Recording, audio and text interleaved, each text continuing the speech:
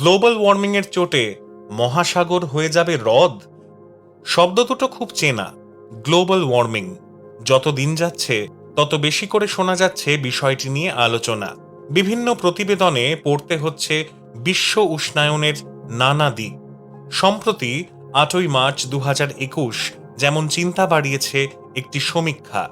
রাষ্ট্রপুঞ্জের intergovernmental panel for climate চেঞ্জের তরফে যে সমীক্ষা প্রকাশিত হয়েছে তাতে স্পষ্ট বিশ্বের পরিস্থিতি ক্রমশ নাগালের বাইরে যেতে চলেছে।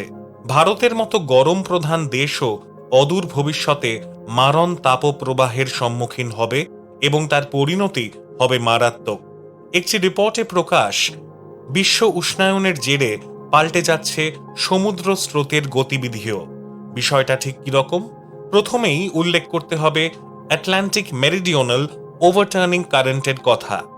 আটলান্টিক মহাসাগরীয় এই স্রোতের কারণেই মূলত উত্তর মেরু থেকে দক্ষিণ মেরু পর্যন্ত সমুদ্র স্রোতের প্রবাহে থাকে চলমানতা। একই সঙ্গে এই নিরবিচ্ছিন্ন প্রবাহের ফলে গরম এবং ঠান্ডা জলের স্রোতের মধ্যেও সমতা রক্ষা পায়। নিরক্ষীয় অঞ্চলে প্রত্যক্ষ সূর্য রশ্মির কারণে ওই অঞ্চলের তাপমাত্রা এবং সমুদ্র জলের উষ্ণতা থাকে অপেক্ষাকৃত বেশি, আর অন্যদিকে মেরু প্রদেশে পর্যাপ্ত সূর্যালোকের অভাবে তাপমাত্রার ঘাটতি রয়েছে। সেক্ষেত্রে সমুদ্র জলের উষ্ণতাও অপেক্ষাকৃত কম থাকে। আটলান্টিক মেরিডিওনাল ওভারটার্নিং কারেন্ট বা এমাক এর দরুন ঠান্ডা ও গরম জলের স্রোতের এক ধরনের প্রবাহ তৈরি হয় এবং উষ্ণতাজনিত সামঞ্জস্য রক্ষা পায়। এই অ্যামাকের জন্যই সমুদ্র স্রোত তৈরি হয় আটলান্টিক, প্রশান্ত এবং ভারত মহাসাগরে। সম্প্রতি একটি গবেষণায় জানা গিয়েছে, ক্রমবর্ধমান উষ্ণতার জেরে ভারত মহাসাগরের উষ্ণতাও ধীরে ধীরে বেড়ে গিয়েছে, যার ফলে সামগ্রিকভাবে সমুদ্র স্রোতেরও গতি বেড়েছে। এই গতি বেড়ে যাওয়ার বিষয়টিকে ভৌগোলিক পরিভাষায় বলা হয় জাম্প স্টার্ট। এই জাম্প স্টার্টের বিষয়টিকে বুঝে নেওয়ার জন্য এবার দেখা যাক অ্যামাক কিভাবে কাজ করে। অ্যামাক হল থার্মোহিলাইন সার্কুলেশনের একটা অংশ। আমাদের নিরক্ষীয় অঞ্চল এবং মেরু অঞ্চলের মাঝে রয়েছে মহাসাগরগুলো।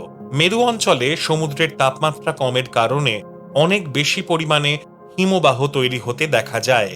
হিমবাহের পরিমাণ বেশি হওয়ার ফলে মহাসাগরীয় জল অনেক বেশি লবণাক্ত হয়।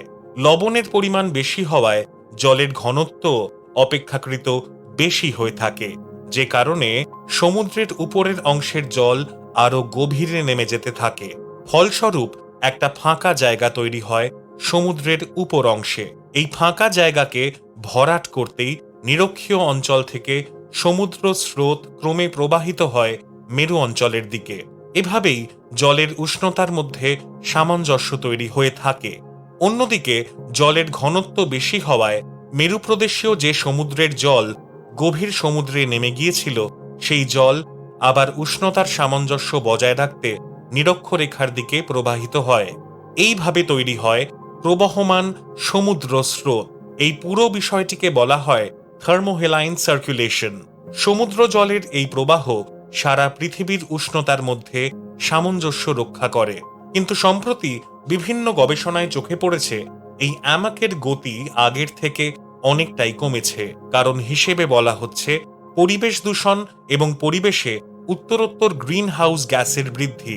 বিশ্বের তাপমাত্রা ক্রমাগত বেড়ে যাওয়ার ফলে মেরু প্রদেশেও তাপমাত্রা বৃদ্ধি পাচ্ছে এবং হিমবাহ সেই ক্ষেত্রে তৈরি হচ্ছে না। হিমবাহ না থাকার কারণে জলের ঘনত্ব আর আগের মতো বেড়ে যাচ্ছে না এবং জল গভীর সমুদ্রে যাচ্ছে না, আগের অবস্থানেই দাঁড়িয়ে থাকছে। আর এইভাবেই যদি মেরু প্রদেশে সমুদ্রের স্রোত থেমে যায়, তাহলে একটা সময় গোটা সামুদ্রিক স্রোত প্রবাহেই বাধা তৈরি হবে। ইতিমধ্যেই জলের গতিবেগ অনেকটা কমে গিয়েছে, যার ফলে মেরু প্রদেশে গরম জলের স্রোতে তৈরি হচ্ছে বাধা এবং পশ্চিম ইউরোপীয় দেশগুলোর জলবায়ুতে দেখা দিচ্ছে আমূল পরিবর্তন। সোজা কথায় গ্লোবাল ওয়ার্মিং এর জন্য কমছে সমুদ্র স্রোত, আবার স্রোত কমছে বলেই প্রভাবিত হচ্ছে বিশ্বের সমুদ্র স্রোত। একে অন্যের হাত ধরাধরি করে এগিয়ে চলেছে তা। ক্রমশ খারাপ হচ্ছে পরিস্থিতি। ১৬০০ বছরেরও বেশি সময় ধরে এই স্রোত প্রবাহে বিশেষ কোনো পরিবর্তন ঘটেনি, কিন্তু বিশ্ব উষ্ণায়নের জেরে অ্যামকের শক্তির প্রায় ১৫% হ্রাস ঘটেছে। আগামী দিনে এর পরিমাণ আরও বাড়তে পারে বলেই মনে করছেন পরিবেশবিদরা। তাই বিশ্বের জলবায়ুর আরও পরিবর্তন আসন্ন, সাবধান হতে হবে এখনই।